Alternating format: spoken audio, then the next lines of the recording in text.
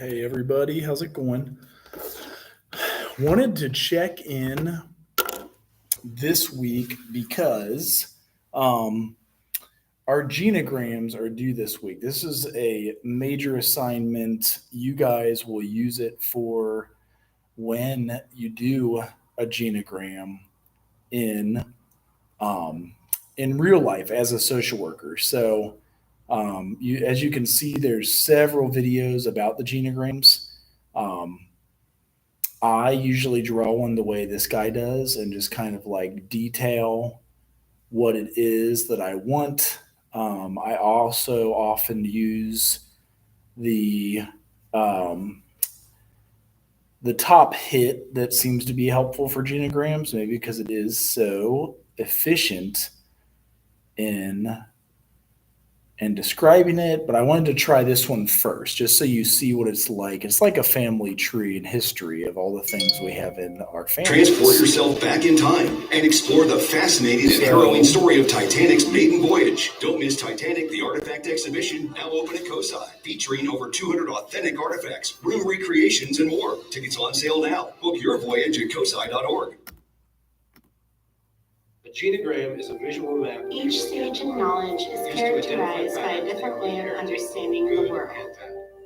This tool will help you recognize the In patterns. its 4 stages, it consists of schema, assimilation, Let's begin and with the basic accommodation. genogram by mapping out 3 to 4 generations. In this stage, intelligence is gained by In the next combining video, sensory and we will motor include family skills from additions ages such as 0 to remarriage 2 or years old. step-family, and add the symbols. for Here's relational Bruce. patterns. He's 6 months old. Because of Bruce that, still we recommend you enjoys start annotation. with the This trace is back because over he the hasn't head. developed object permanence. To In begin, his mind, write Bonnie your father's disappeared name behind next to her the square hands. on the left hand. I'm not sure which one was playing, so I'm going to go ahead and start that one over. So here is the actual history, and then the last one that I played.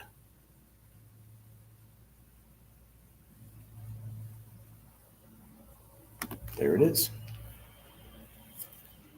A genogram is a visual map of your family line, used to identify patterns that you have inherited, both good and bad. This tool will help you recognize the patterns you want to break and the patterns you want to carry into the next generation. Let's begin with the basic genogram by mapping out 3 to 4 generations of our nuclear family. In the next video, we will include family additions such as remarriage or step-family and add the symbols for relational patterns.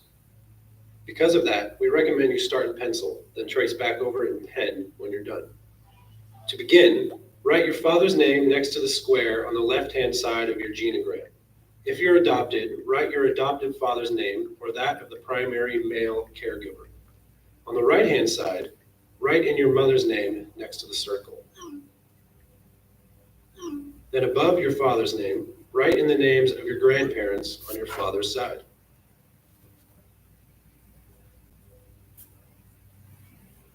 Then do the same for your grandparents on your mother's side.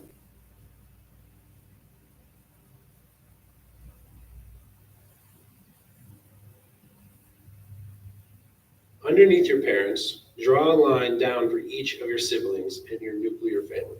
Draw a box for brothers and a circle for sisters. When you get to your name, draw an extra long line because you are the protagonist in your story.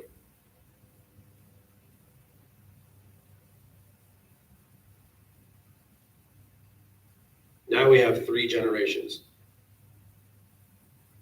If you're married, draw a line from your name and write the name of your spouse.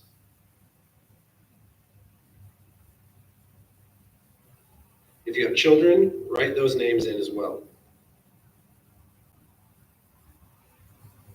Finally, if you want to, add in your great-grandparents at the top. If, like me, you never knew your great-grandparents or you can't remember anything about them, you might need to call a family member to get more information. Watch the next video to fill in the relational patterns. From here, you can start to make connections between your life and those that have come before you, because who we are has been shaped by where we come from.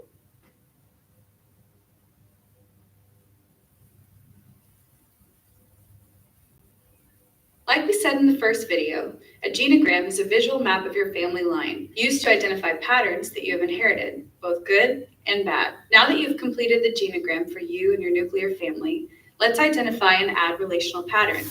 First, reference the key for relational patterns in the genogram workbook. Looking at your nuclear family, identify the family members who were not married, those who divorced, and those who separated.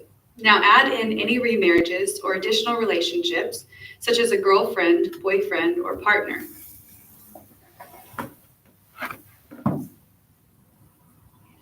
Hey, what's going on? As you do this, include any half or step siblings from these new relationships. I'm in class till like 4. Be sure to identify any affairs or infidelity. I've got 30 seconds. Now identify any adoptions, miscarriages, stillbirths, or abortions. Like we mentioned before, you might need to call your parents or grandparents to get more information. Next, we're going to look at interpersonal relationship patterns like conflict, cutoffs, closeness, and abuse. Be sure to reference your key and draw the appropriate symbols for identifying these patterns. Identify any relationships that have ended or been cut off due to conflict, loss, or other traumatic situations. Then, identify any patterns of abuse. This can include emotional, physical, sexual, or spiritual. Now, identify any significant relational closeness. This could be between mother and daughter, father and son, and so on. Continue with this pattern of identification until you make it all the way through the key. The genogram can be a powerful tool for healing and freedom. Knowing more about your past means knowing how to change the future. I'm at 0 right now, but Your child needs these 3 key factors to get into an Ivy League or top 25 university. Most people have no clue that in 2023, the best way to make money. Like A genogram.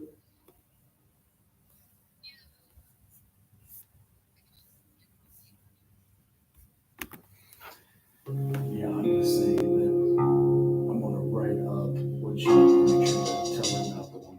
What is a I'll genogram? write up A everything. genogram is a special type of family tree. A family tree will simply display ancestry information. However, a genogram will display additional information about the relationships of the individuals.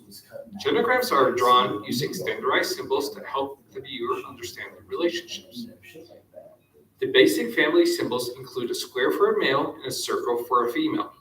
Genograms also include special symbols to indicate if children are twins or if a child is a biological child or adopted, in case that information is helpful. What the fuck? Genograms also may include information about the actual emotional relationships. There are symbols to indicate a wide range of emotions ranging from friendship to hate. Genograms may also be used for medical and genetic analysis by simply tagging individuals with particular traits. Let's look at an example that demonstrates this. We will use Star Wars and the Skywalker family as an example. Let's start by looking at Padme's family. Her father Rui, represented by a square, mother Jabal, represented by a circle. She also has an older sister named Sola. We know she's older because she is to the left. Let's get a bigger picture.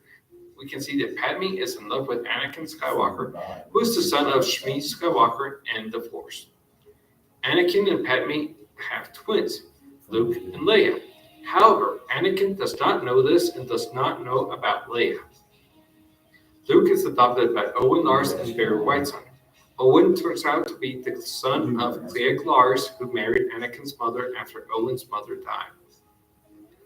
On the other hand, Leia is adopted by Bail Presser Organa and Brea Until, and she takes the Organa family name. Luke has a close violence relationship with his father. They fight every time they see each other. Luke is friends with Han Solo, who marries Leia, and have a child named Ben. Anakin, Luke, Leia, and Ben are strong carriers of midichlorians. We can see a pattern from which we could begin to theorize that this is a hereditary trait. As you can see, a genogram can provide a lot of information, and this is just the beginning. If you want to find out more information about genograms, follow the links in the description. Thanks, look. All right, so you see some of the genograms. This is an actual person who uses it for counseling. And the next one is our eco map, so that is I coming wanted up. to cover what's called a genogram today. A genogram is a fancy family tree diagram that is full of information that's related to any generational patterns or blessings and burdens that kind of get passed along from your grandparents to your parents to you, from you to your kids, unless you decide to change some things up, create an entirely new culture. Now, I have an example of a genogram here. Ross Geller, a character from the show Friends, and this diagram kind of shows a lot of dynamics about each individual within a larger context. Now, we don't replicate our past exactly, but we tend to live as we're practiced or as we're accustomed to seeing things, because we know what we know, we don't know what we don't know. And some of these patterns that our bodies have observed and absorbed during our growing up process oftentimes gets passed down because that's what we're used to. So kind of as an example, for Ross Geller, the main character for this genogram, we can kind of see that there's a lot of things going on in his family dynamics, from the three generations, the grandparents' generation, his parents' generation, his generation with his sister, and also some dynamics with his kids as well. Oftentimes, our present relationships, like with our significant others, our friends, our communities, workplaces, etc., tend to reflect a lot of the dynamics that we've experienced growing up. So if you keep finding yourself in situations where you feel like you're getting singled out or overlooked, or you find that there's kind of this tug of war rivalry dynamic between you and someone in your peer group, or feeling like you are caught in pursue-withdraw dynamics between different individuals.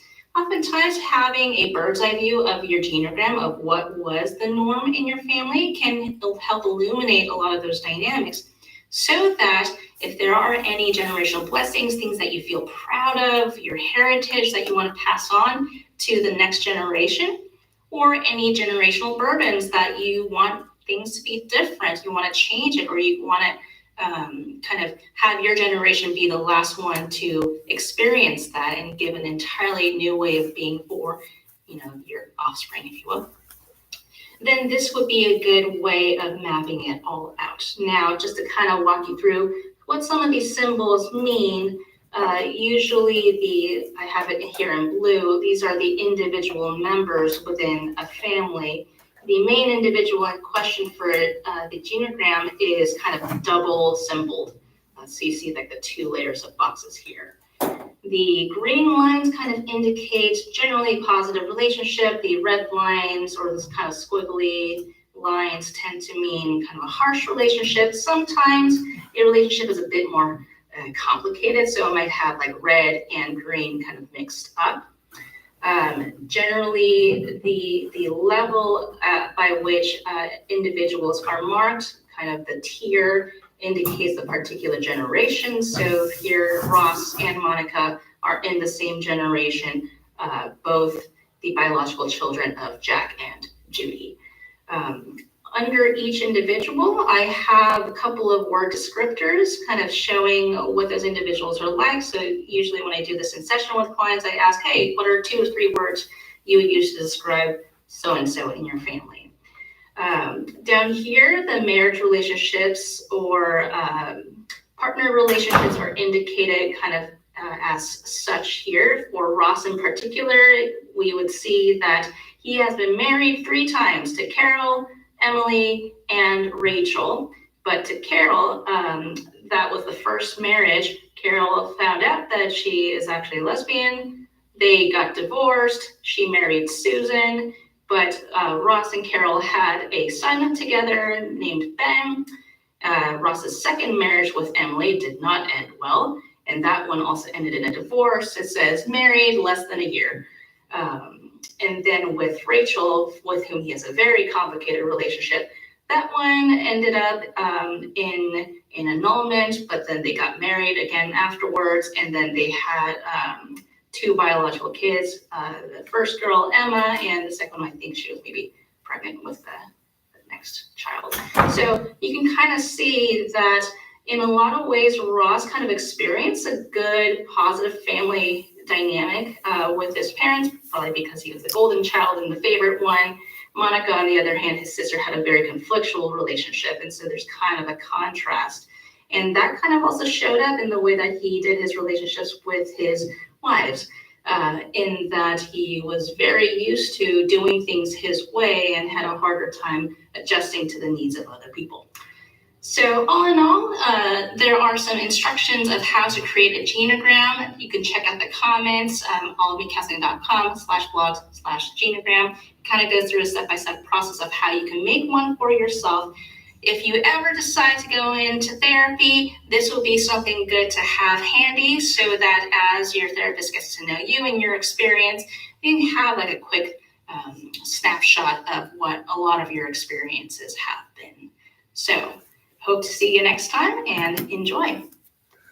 Okay, so that is the first assignment. Hey, Tech Leads. This is Creating the genogram. And it's a big one because when you do therapy, you dig in with folks. You get to know what their family was like, what their moms, dads, brothers, sisters, grandparents, like genetic things that they're inheriting, as well as stuff they're inheriting that is, good and bad, as they mentioned. So that's why with human behavior, we start out at the very beginning because it is genetics. Some call it nature versus nurture. And the nurture part, some of the policies with like childcare. I know we stopped at the different milestones. So that was just the milestones for movement, reflexes, turns head at 1 month, 4 months rolls front to back, 7 months sits without support, 10 months creeping. So this is what it looks like. All of these pictures that you get with the baby straight out of your book. And with fine motor, there's some other ones. So this involves the smaller muscle activity. So at 2 months, they can hold on to a rattle if you put it in their hand. They'll start batting objects at 3 months. At 5, they reach and grasp for objects. 6, they transfer hand to hand. At 9 months, they bang 2 cubes together. At 11 months, they can throw objects. At 12, they have the pincer grasp. So that's like if they pick up a blueberry, it kind of goes like that, the pincers. 14 months, they can imitate back and forth, scribble, and even a 3-cube tower. 20 months, adjusting to a spoon for eating. 22 months, closes the box with a lid and then imitates vertical lines. And finally, at 2 years, a child can create a 6-block tower, feed themselves with a fork or a spoon, remove clothing, and grasp and turn a doorknob. So that's one of the things I've been seeing recently with mine. I've got 2 3-year-olds this month until next month once she turns 4. Our youngest turned 1 on New Year's. And a baby due September 15th. So we'll have kind of almost 4 and 4.25 years. As a social worker, you assess the newborn's nervous system, like their sleep-wake state provides useful information. Their active sleep, there's periods with eye movement, like rapid eye movement is REM. They've got quiet sleep, so periods with no eye movement. And I know later on in the week, we'll get into what is infant mental health, but I wanted to mainly cover the first third of the chapter and then also the genogram for you guys, because that is a big deal. You can use the software if you would like. It's also okay if you don't use it. And from there, going into, working and practicing with the different human behaviors in the social environments. So with that, I'll see you guys later in the week, Tuesdays and Thursdays usually, Tuesdays or Thursdays. And look forward to seeing your genogram, the first assignment. I'll go over the eco map next week. So see you all soon.